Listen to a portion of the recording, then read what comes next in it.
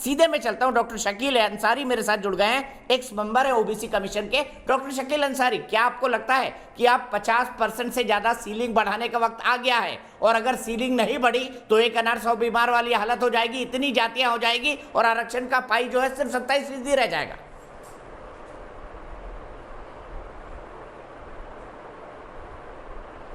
देखिए,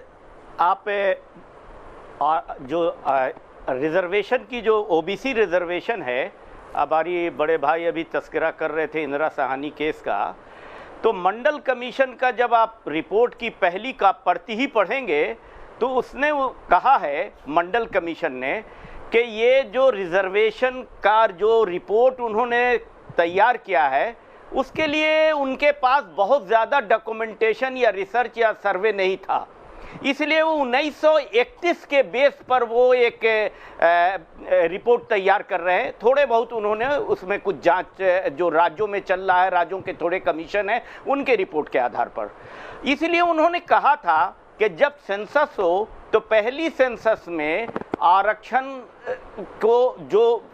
समुदाय को आप देना चाहते हैं, वो समुदाय की आर्थिक, एजुकेशन की परिस्थितियों को जानने के लिए और सामाजिक दृष्टि को जानने के लिए आपको कास्ट सेंसस कराना चाहिए, पहला ही कॉन्सेशन। लेकिन 92 के बाद से कई कास्ट सेंसस हुए।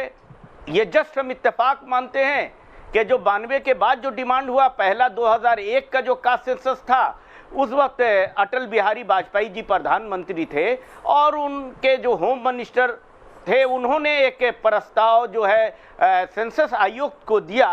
कि ये जातीय आधार पर अगर सर्वे किया जाएगा, सेंसस किया जाएगा, तो जातों के बीच में मतभेद बढ़ेगा, इसलिए अभी उचित नहीं है। इत्तेफाक से वो खत्म हो गया। और दूसरा सेंसस आया 2010 में। उस सेंसस की जब कार्रवाई शुरू हुई और सभी पॉलिटिकल पार्टियों ने और ख़ास तौर पर हमारे कमीशन ने एक रेजोल्यूशन पास किया कि कास्ट सेंसस आवश्यक है, क्योंकि इस रिजर्वेशन को अगर ऑथेंटिक बनाना है तो कास्ट सेंसस की ज़रूरत है।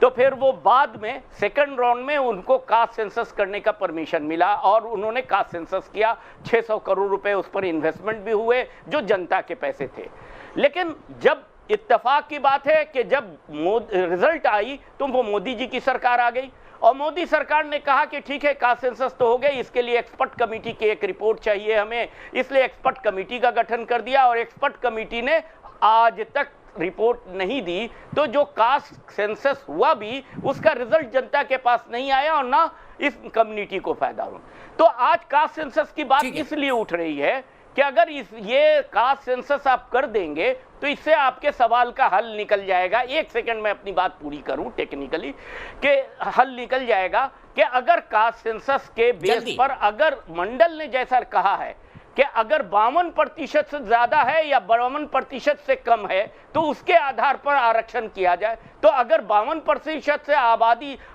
ओबीसी समुदाय की अधिक है तो नेचुरल है कि आपको ये बैरियर सुप्रीम कोर्ट की, संविधान की कोई बैरियर है नहीं, वो सुप्रीम कोर्ट को हटानी पड़ेगी ये 50% का बैरियर।